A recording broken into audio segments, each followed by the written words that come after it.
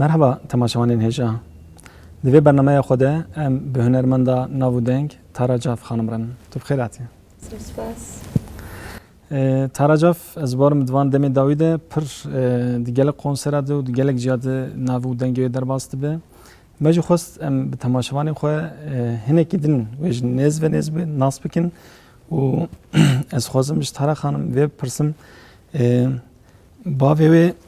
و کردکیش حلبچه و دیاویج و ترکیش تاتار دنام البته که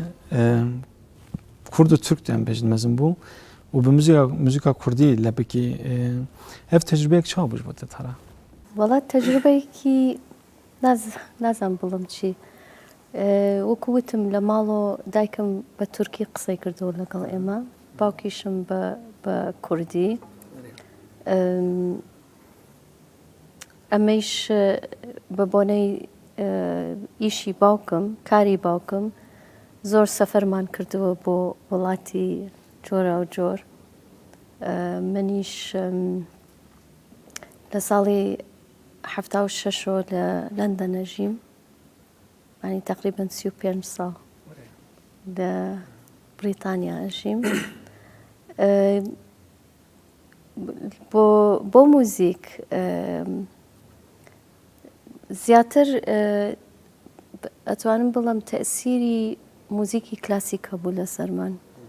يكيك ل سفركاني باوكم أو بيشوي كمن لدايك بوم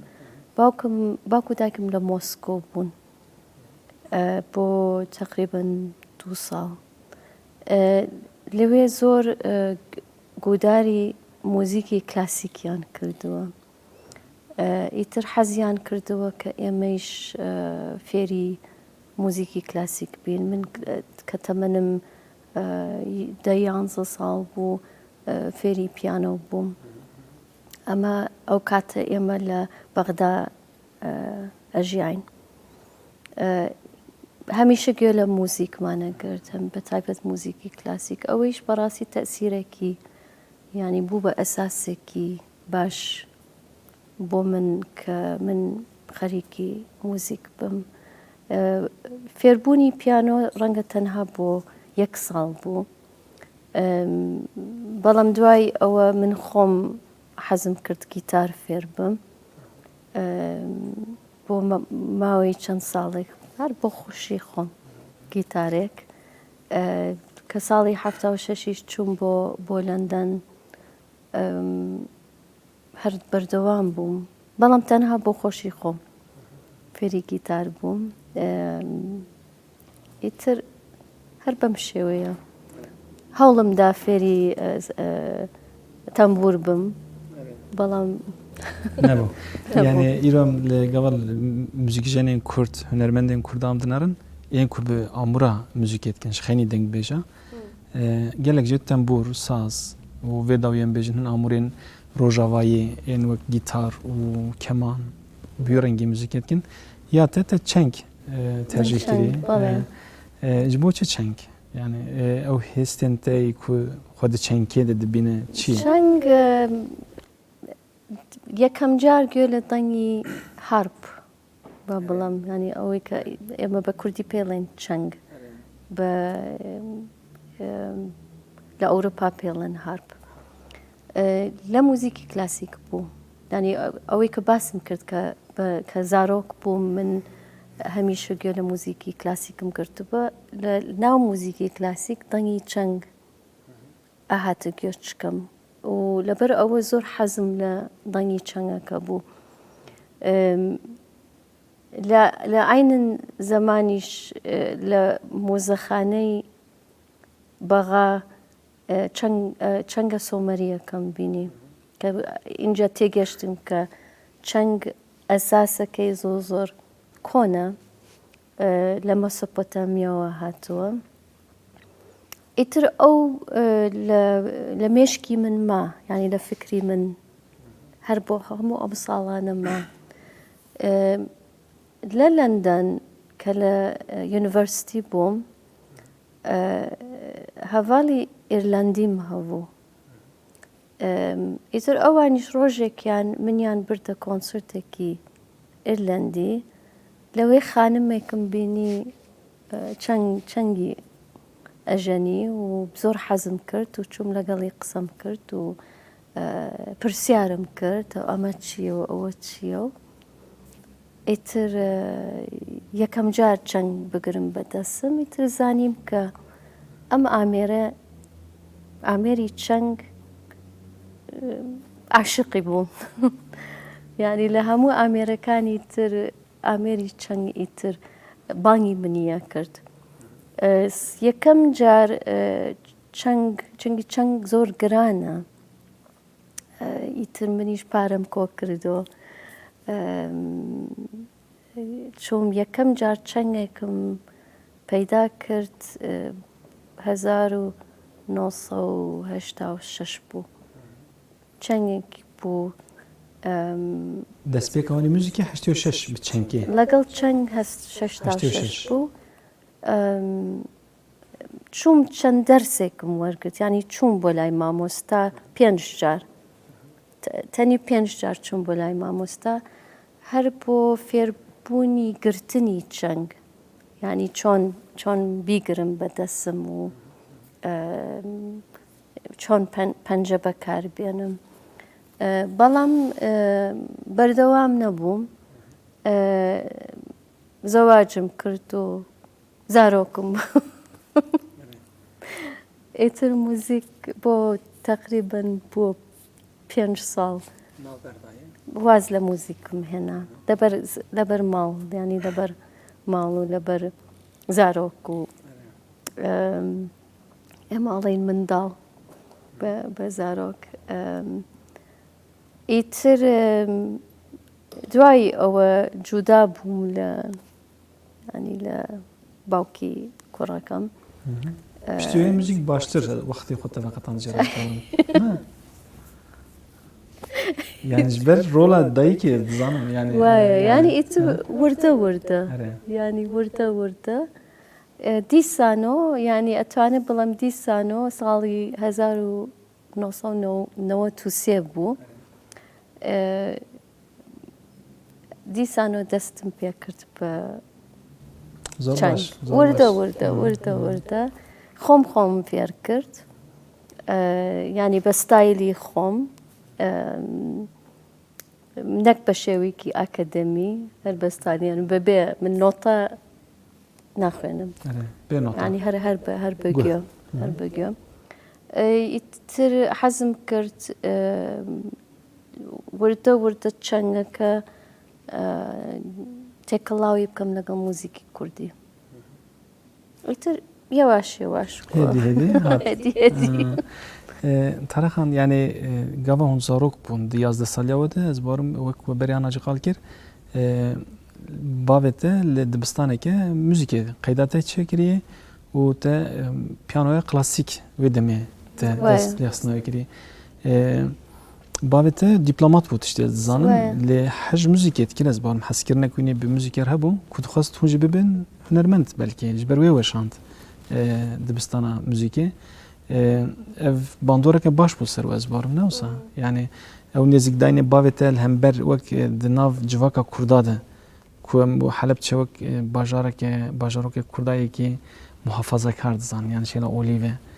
bavê te çawa xwestî mesela wek jin di muzîkê ve ئەوە سەفەرەکەی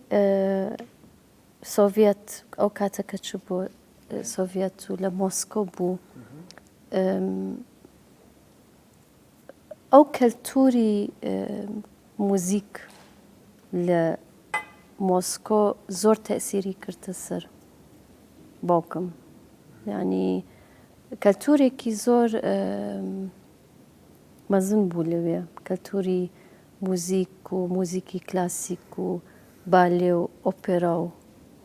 ئەو شتانە ینی بەڕاستی ینی نەکرد تەنها لەسەر باوکم بەڵام لەسەر دایکم زۆر تەئسیرێکی زۆر ینی هەموو ڕۆژێک ئەوان ئەچون بۆ کۆنسەر لە مۆسکۆ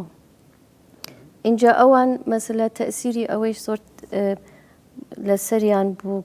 کە تێگەشتن کە موزیک زۆر گرنگە بۆ ڕوحی ئینسان بتایبەت موزی بەڵام باوکم حەزیە کرد یعنی من مەسەلە ئێمە من و خوشکەکەم بەتایبەت خوشکێکی گەورەترم هەیە دەخۆم کە ئێمە فێری پیانۆ بین لەبەر ینی هەر بۆ خۆشی خۆمان نەک بۆ دەرکەوتن تێگی ینی پیانۆ ئەو بڕوای هەبوو کە مەسەلە موزیک ئامێر ینی ئامێرێک هەبێ بەدەستمان ئەگەر موزیک بێ ئەگەر هەرچی ئامێرێکی تر بێ بۆ ژەنینی ئامێر بۆ ڕوحی خۆمان باشە و مێشکمان گەورە کۆرە بێ و فێربوونی موزیکی کلاسیکیش ینی ئەو بەو ئیمانەی بوو کە موزیکی کلاسیکی ڕاستە یا ڕاست نییە ئەمە بەڵام ئەمە بڕوای باوکم بوو کە موزیکی کلاسیکی بەڵام غەربی ینی یەکێک لە بەرزترین ئاستی موزیکە ئیتر نازانم ئەمە وایە وانێتر ئەمە موشکیلەی منی بەڵام زۆر حەزیە کرد کە ئێمە فێری گوێ لە موزیکی کلاسیک بکرین و فێری ئامێریکی کلاسیک بکرین کەسێک کوژناو موزیکا کوردی تێن بێژن گەوات موزیکا کلاسیکی یا دنیایە و یا کوردی مقایسەتکە تینە بەر هەف ئاستا موزیکا کوردی چاوایە یا دنیایە ناتوانم بەراوردی کەم یعنی ئەزانی چییە ئەتوانم بڵم موزیکی کلاسیک لەبەر کە ساڵەها پێشکەوتووە ئەزانی چۆن یعنی من بەڕای من مەسەلە هەموو وڵاتێک کە لە ڕووی ئیکۆنۆمیوە پێشەکەوێ ئەتوانم بڵم کۆنزەرڤەتواری زۆر زیاتر ئەبێ لەوێ ئامێری زۆر زیاتر دروسە بێ خەڵق برسی نین ئەزانی چۆن مشکلەی سیاسی نییە نەتەوەیەک و کورد لە بندەست نییە تێگی لە من لە ئەوروپا ئەم مشکلەیە نییە ئەکە ئەم مشکلەیە نەبێ ئەوان ئەتوانن مەسەلە هەموو کەس بنێرن بۆ کۆنزەڤەتوارە و ئۆرکەسترای مەزنیان هەبێ و سیمفۆنی و کۆمپۆزری نازم تێگی مەسگە بەڵام مشکلەکە تۆ مەسەلە کورد ببینیم خزانی هێژاری یعنی من ئەوەی کە من ئەبینم بە تایبەت لە ملەتی کورد کە ئەوەنە تراژدیان بینیوە ئەوەنە ئازاریان ژانیان بینیوە ئەوانیش لە ناو مۆزیکی خۆیان ینی ئەم تراژدی و ژان و هەموو شتێک هەموو هەستێک هەیە لە ناو مۆزیکەکەیان یعنی مۆزیکی کوردی گۆرانی کوردی ئەتوانم هەموو هەستی هەیە لە غەمگینەوە تا خۆشیوە تا ئەفسانە مۆزیکی کوردیش ئەوەنە مەسە زاراوەی جۆرا و جۆر هەیە ناوچەی جۆغرافیە جۆرا و جۆر هەیە کە موزیکەکە بەشێکە لەوە ئەتوانم بڵم زیاتر یعنی زیاتر لە موزیک گۆرانیە سترانە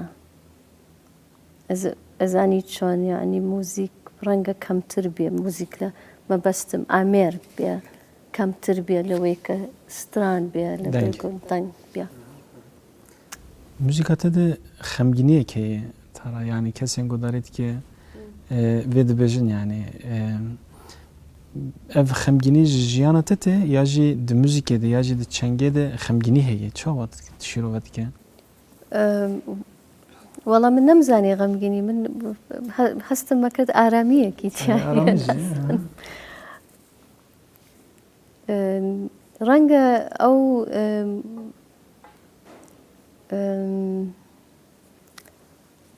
بەڵام دەنگی چەنگ ئەو هەستە ئەیەنێت چەنگ دەنگی چەنگ ئەوەی کە بە تەسەوری من دەنگی چەنگ ئارامیەک ئەیەنێتە ڕۆحی ئینسان بۆ کورد هەموو کوردێک کە ئارامە بێ غەمگینە بێ چونکە ئەوەی کە لە دڵی کووردە هەمیشە شتی غەمگینە ئیتر ئەگەر کە هەست ینی بە تەسەوری من کورد کە ئارامە بێ یەکسەر بیرەکاتۆ غەمگینە بێ کە بیر لە ژیانی خۆیەکە بۆیە ڕەنگە دەنگی چەنگ کە ئینسان ئارامەکە ئەو هەستە غەمگینەیەتە دەڕۆ ڕەنگە ئەوە بێن لە لۆندۆنێ تشتێ دزانم وەک لە نەخۆشخانەیە نواندرا ji بۆ نەخۆشین نور hûn çengê dixin ez barim neşaş bim wek meqal kir ew aramiyekê ku bide nexweşa di demê birê ez barim müzik bi vî awayî jî hatî bikaranîn ji bo nexweşa ji ber ku derman tune bû zêde tiştên de li wir li Londonê li Brîtanyayê ev tecrübeya te tiştekî çawa yani mesela gava tu diçî nexweşxaneyê ji wan li müzikê dixe tekîliya te nexweşa tiştekî çawa atmosfereke çawa ye خۆی بەڕاستی ئەمە ویستم تۆزێک باگراوندی ئەمە بۆتان باس بکەم ئەمە ڕێکخراوێک کە هەر لە لەندەنە بە ناوی ڤایتڵ ئارتس ڤایتڵ ئارتس بە معنای هونەری گرنگ ئەم ڕێکخراوە موزیسیەن ئەیەنێ و ئەیان باتە ناو نەخۆشخانەکان مەسەلە زۆربەی و بە تەجروبە ینی مەسل بەڵام ئامێری جۆرا و جۆر نەکردنها چەنگ بەڵام بە تەجروبەی خۆیان گەشتنە بڵام قەناعەتێک کە چەنگ باشترین ئامێرە بۆ ئارامکردنی نەخۆش ئیتر ئێمە چەندانەیەکین ینی من هەر تەنها من نیم ینی چەند ژەنێکە چەند ئامێژەنی ترە ینی حتى کەسێک هەیە بە عودیش ئەچێتە ناو نەخۆشخانەکان بۆ هەموو جۆرێ نەخۆشێک ینی من بۆ تقریبەن ئەتوانم بڵم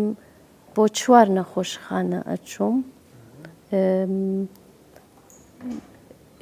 بۆ هەموو جۆرێ نەخۆشیەک ینی ئەوەی کە شەکرای نەخۆشی شەکرە هەیە ئەوەی نەخۆشی دڵی هەیە ئەوەی کە دەرونی مەسەلا بۆ ئەوەی کە بەڵام عملیاتی کردەوە یا دەست و بۆ بەشی مناڵان بۆ بەشی دایکان بەس لە هەموو شتێک جۆرا و جۆر هەموو جارێ بۆ شوێنێکە چوم بەڕاستی هەدەفی من لە ژەنینی مۆسیقا لە نەخۆشخانەکە کە نەخۆشەکە خەوی لێکەوێ چونکە زۆر زەحمەتە خەوتن لە ناو نەخۆشخانە ینی و زۆر بێتاقەتیش نەخۆشەکانی زۆر بێتاقەتن ئیتر بۆ من زۆر گرنگ بوو مەسەلە بۆ نیو سەعات من مۆسیقامە کرد کە نەخۆشەکان خۆی یان ئارام بن و خۆیان لێکەوێ ئەگەر خۆیان لێکەوت یعنی من کاری من باش بووم بۆ چەنگێ گەڵا ئەم یان وەک ئامورێکە ئەستێتیک خۆیای و بێتر لە ژنێتێ لەگۆری من وەک چاودەریەن تە یەن لە ئەوروپاژی و لە کوردستانێژێ کەسی خەینی تە یەکول چەنگێ دەخن هەیە وەک ژن توان دناسە یعنی خۆسەرادە لە ئەوروپاژی یعنی ناو کورد ناو کووردا دەژێ لە ناو کورد وابزان هەر منم ینی ئەزانی هەیە ئەزانم کە چەند کەسێک هەیە وابزەم لە لۆندرە بەڵام زیاتر موزیکی کلاسیکە ئەلم لە ئیستانبول هەیە بەڵام بۆ موزیکی کوردی لەسەر چەنگ هەرتەنها منم. تشتكي عجيب السوسرته يعني الجوري من أمورك كردية شانك جو سومريا هاتي وأمورك يا أمورك كردية دزانن ليك كس يا جبال كي دو كس يعني كرد كل شانكي دخن سدمي في شيء بوته يعني الجوري تا سدما في شيء شو ما كم كس شو ما كم كس چەنگ لەبەرێکە گرانە و گەورەیە گرانە کەس ڕەناژێ قورسە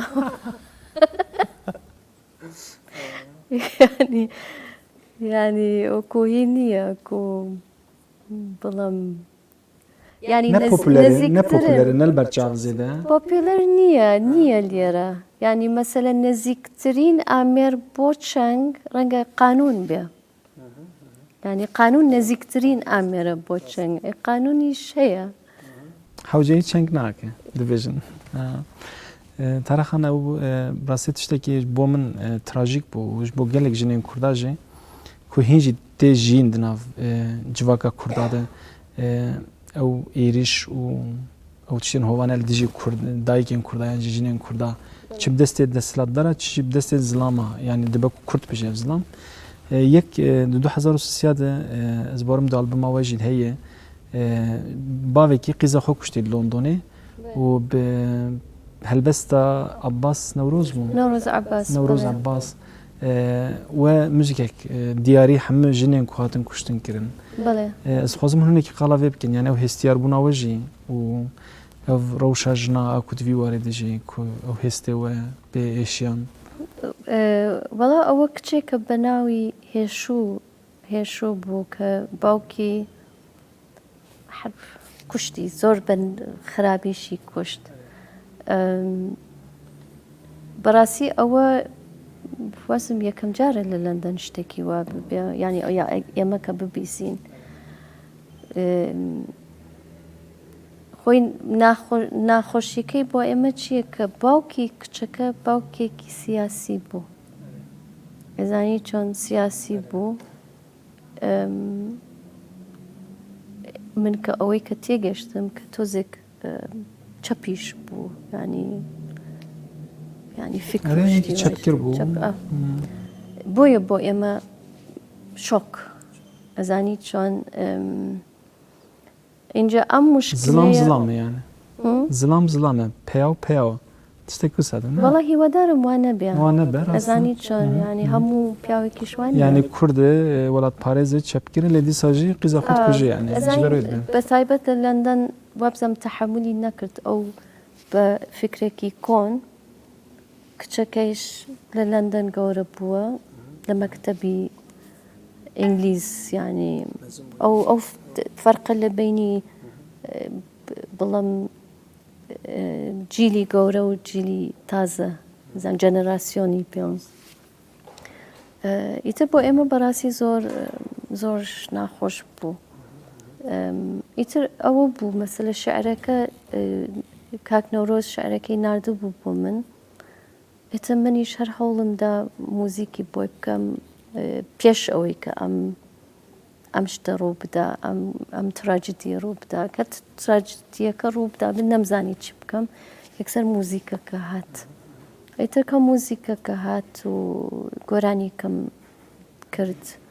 بيشكشم كرد بو همو او كچانه كأكوجرن كخويان أسوتن كبزور أيضا بزواج يعني شكل براسي زورة يعني إنجا هر زيادي شبيه كان صالك لما بردعاء مثلا دعاء كجرة برد يعني هميشة مشكلة هي للاي إمو ایتر نزانم چاره چیه نزانم باش اتخوازم هناك بحثي ألبومي وبكم دو ألبومي وز باورم يعني يك دركتي يك جيل بر دركتني أمادية تذكر هناك قلبك ألبومي يكم شابو ألبومي يكم 2000 پنج بو یا 5-6 بو قراني كان يعني 8 قراني بو هەورامی بزەڕەوەی هەورامی حوتی بەزارەوەی هەورامی بوو بەڵێ تەجروبە یەکەمم بوو لە بڵام سیدی منیش حەزمە کرد اینجا سۆلۆیش بوو ینی هەر تەنها چەنگ و ڤۆکال تەنێ وەکی دامور نییە تونە بوو تونە بوو تونە ئێوە تونە ئیتر منیش بەڕاستی حەزمە کرد کە موزیکەکە کوردی ڕەسەن بێ یعنی کە زۆر ڕەسەن بێ گۆرانیکان زۆر ڕەسەن بێ هەورامیش بێ هەورامی زیاتر لە برێکە باوکم زۆر حەزی لە گۆرانی هەورامی بوو ئەیتر چوم زۆر گوێ لە لێکۆڵی نۆیشم کرد لەسەر گۆرانی هەورامی زۆر گوێ لە گۆرانی هەورامیم کرد ئیتر هەردووکی تێکڵە ئارانژەی مۆزیکەکە لەسەر چەنگەکە خۆم کردم ئیتر بەو شێ لە ڕێی کۆمیوزیک دەرکەوت زاراوەی هەورامی د موزیکا کوردی تو کیشان ئاستی دبینش بەرکوێ قڕکێک وانی تایبەت هەیە زۆر تایبەتە چا دبینە یانێ دکارە شیرۆڤە بکەنێک ئەو هەستەکە من هەمە بەرامبەر گۆرانی هەورامی کە زۆر کۆنە ینی کە هەر لە شاخ ماوەتەوە ینی هیچ شتێک تەسیری نەکردەوەتە سەری بۆیە ئەڵەم زۆر ڕەسەنە ئیتر نازانم کە گوێ لە گۆرانی هەورامیەگەم خەیاڵەمە چێتە شاخ بۆ سروشت خۆزاوی خۆش دیارەتە پڕ حەج باوی خۆشی کردی حەزکردنا باوێتەجی پڕ مەزنە لە جەمتە بەرەوەژێ هەورامی دەستران زۆر گرنگ بوو زۆر گرنگ بوو بۆم کە باوکم رازیکەم ینی کە باوکم حەز بکەم لە موزیکی من ئیتر منیش کرد بە هەورامی لە هەرەما هەورامان ئەس باوەڕم باش تێگۆداریکردن ئەو ئالبوماتەنی یەکەمین هایوانژێ هەیە خودی ینی پێیان خۆشە ینی کە من چکە من هەورامی نیم سۆرانی ئێمە سۆرانین بەڵام پێیان ناوچەی هەورامان ئیهمال کرابوو ینی مەسەلە کەس گوداری هەورامیان ناگرت ئیتر پێیان خۆش بوو کە من مەسل کە من سۆرانیم ڕێزم گرتووە لە گۆرانی هەورامی ئامێری چەنگم هێناومەتە ناو گۆرانی هەورامی هەرچەندێک من ناتوانم وەکو ئەوان بخوێنە من ئەو قورگەم نییە من دەنگێکی کلاسیکم هەیە بەڵام ئەوەی کە من هەوڵم داوە چکە من تەنها سیدیم دەرنەکرد ینی من مەسلە زۆر هەوڵمدا یارمەتی یان بەم و مەسە کۆنفرەنسمان دروست کرد لە لەندەن لەسەر هەورامان لەسەر کەرتوری هەورامان چەند جار سەمینارم کردووە لەسەر گۆرانی هەورامی مەسە داوەتی گۆرانی بێژی هەورامیم کردووە کە بەشدار بن لە بەرنامە و شتیوە مەسە هەمیشە ئیسرارم کردووە کە بەس لەگەڵ تەلەڤیزیۆنەکان ئیسرارم کردووە کە هەمیشە ئەبێ ئێحتیمامێک بن بە کەلتوری هەورامی ینی بۆ من تەنها موزیک نەبوو ینی هەورامان وەک زاراوەیەک وەکو کەلتورێک وەکو ئەدەبیاتێک زۆر گرنگە بۆ کورد وەکی دە تەرجیحکردناوەنی هەورامی دە یاژیان بێژن divê موزیکê de kesekî hûn dibin bandora wan dimanın heye wek hunermend yani roşlat ya jiyan bêjin ciyek din kesekê hûn dibin tesîra wî de dibin bandora wî dimabin heye ji bo te di muzîkê de yani ئەوان hezkirina te li hember hunermendekî heye em bêjin هەونەرمەند هەیە بەڵێ مەسەلی یەکێک لە بەناوبانگترین بەڵام گۆرانی بێژەکانی هەورامی کەسێکە بەناوی عوسمان هەورامی کەسێکی تر هەیە بە فەتحوڵڵا ئەمینی مەسەلا گۆرانی دڵی دێوانم هی فەتحوڵڵا ئەمینی مەسە یاران گۆرانی یاران من گوێ لە کاسێتی عوسمان هەورامی لەگەڵ حما حسين بو مثلا گۆرانی یارانی یەک مەجموعەیەکی گۆرانی بێژی بەناوبانگی هەورامی هەیە کە مەسە وەکو دڵنگ بێژەکانی ئێوە زانی چەند کە هەمیشە گوێم لێگرتووە و لەوانم وەرگرتووە لەگەڵ مقایسەتکن هەورەمان دەنگێکە پڕ زیندی هەیە موزیکێکە پڕ زیندی هەیە لە باکوور دەنگبێژێ دە موزیک پڕ هێدیە یاژێن بێژن ئەو زیندی بووناوێنی یا وەک یا هەورەمان نییە یان تونەیە لێ بێتروە یا هەورەمان تەرجیح کرد و ئەزبارم هەم سەرژی کەتن وەڵا هەورامان هەمووی هەیە یعنی تەنها مەسەل ئەوەی کە ئێمە بیر لە هەورامانەکەین یا هەمیشە گوێمان لە ئەو گۆرانیە کە بە چەپڵەیە وانی بەڵام تەنها ئەوە نییە نوعی گۆرانی هەورامی هەیە مەسەد گۆرانی هەیە بە ناوی سیاوچمانە سیاوچمانە زۆر دوور و درێژە و ینی کە بەسەلا کە بڵم گۆرانی بێژەکە ئەخوێنە زۆر دوور و درێژ و زۆر خاوە مەسەلە هەیە نوعێکی گۆرانی هەورامی هەیە کە زیاتر من تەسیری کردووەتە سەرم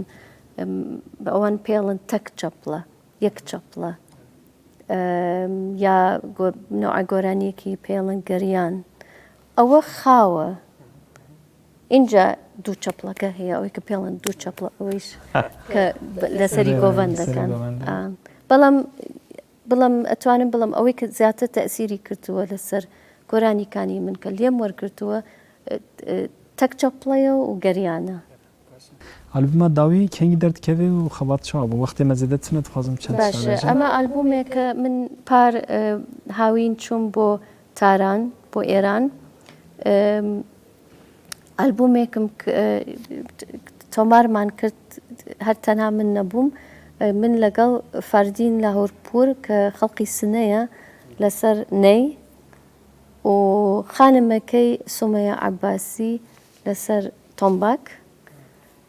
ئەمەیش تەنها موزیکی ئینسترومنتاڵە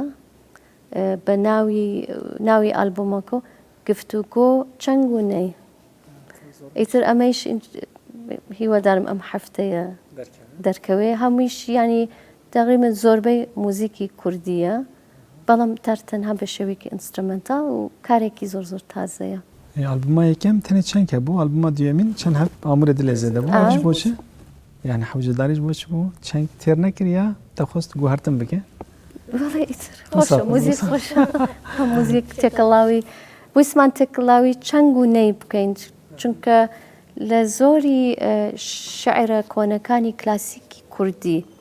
مەسەلەن شعری کۆنی سۆرانی بێ یان هەورامی بێ هەمیشە باسی چەنگ و نەی کراوە یعنی ئەو دوو ئامێرە تێکڵاو بووە لەگەڵ یەک لە شعرەکان ئیتر ئێمەش حەزمان کرد ئەو تەجروبەیە زۆر باش پڕ باش دەستی ساوە سپرکی خۆش بووم هاتنەوە منی شەروە سابەتەکە پڕخۆش بوو هێویتکەم درۆژم پێشتەمەدی ساف دەبینن زۆر سپاس سپاس مالیاوە تەماشەوانین هێژە دوێ بەرنامەی ئەمەدە میێوان ئەمەنی هێژە و ناو دەنگ تەڕەجاف هەبوو ئەنها ئەمێ ژنابێرە دەرکەون و موزیک و تەڕەجاف بەهەڤڕ بهێلن هەتا بەرنامەیەکێدن بمین خێر و خۆشیێدە بخاترێنەوە